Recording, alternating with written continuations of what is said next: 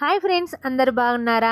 అవ్వో గీతక్క, ఏంది రోజు నువ్వు బేరాని పోయి పొప్పడం పనులు, నీ ఆటో, నీ బేరం, నువ్వు పండ్లమ్ముడు అదంతా వీడియో చేసేదానివి. ఈ రోజు ఏంది షాపింగ్ మాల్ పోయినవా గీతక్క అని అంటారేమో మీరు. అదా మరి రోజు పండ్లు అమ్ముడు పోకుంటే ఒక టెన్షన్ పడడు. అందుకే ఆ టెన్షన్లన్నీ అక్కడే వదిలేసి నేనైతే ఈ రోజు ప్రశాంతంగా షాపింగ్కి వెళ్ళానబ్బా. ప్రశాంతత అన్నాను గానీ ఎక్కడి ప్రశాంతత? ఈ చీర చూపి, ఆ చీర చూపి, ఆ కలరు, ఈ కలరు, ఈ డిజైన్, ఆ డిజైన్, ఈ రేట్ ఎంత, ఆ చీరకు ఆ రేట్ ఎంత అని అడిగితే ఆ రేటు చెప్తుంటే నాకు గుండెటే గుటుక్ అంటాము. ఈ షాపింగ్ వచ్చి ఒక పట్టు చీర సెలెక్ట్ చేసే బదులు రోజు పండ్లు అమ్ముకునేదే బెటర్ రా దేవుడా అనిపించింది నాకైతే. అవును మరి, నేనైతే ఒక 1000 రూపాయలు పెట్టి ఎప్పుడు పట్టు చీర కొన్నది లేదు. వాటికైతే ఇప్పుడు రేట్లు చెప్తుంటే నాకైతే అసలు కొనాలనిపించలేదు. దీనికంటే 200 చీర నయ్యం రా దేవుడా అనుకున్నాను. అబ్బో సర్లే గాని మరి ఇప్పుడు ఎందుకు కొనాలనుకుంటున్నావమ్మా అని అనుకునే ఉంటారు మీ మనసులో. సర్లే చెప్తా వినండి. ఆ 200 చీర చిన్న చిన్న ఫంక్షన్లకు ఇంట్లో కట్టుకుంటే బానే ఉంది, కానీ ఎటన్నా పెళ్లిళ్ళు పెద్ద పెద్ద ఫంక్షన్లో పోతే మాత్రం అందరూ చాలా చీప్ గా చూస్తున్నారు. అందరూ పట్టు చీరలు కట్టుకొచ్చుకుంటున్నారు. మనమేమో 200, 300 చీర అస్సలు బాలేదు. అమ్మయ్య,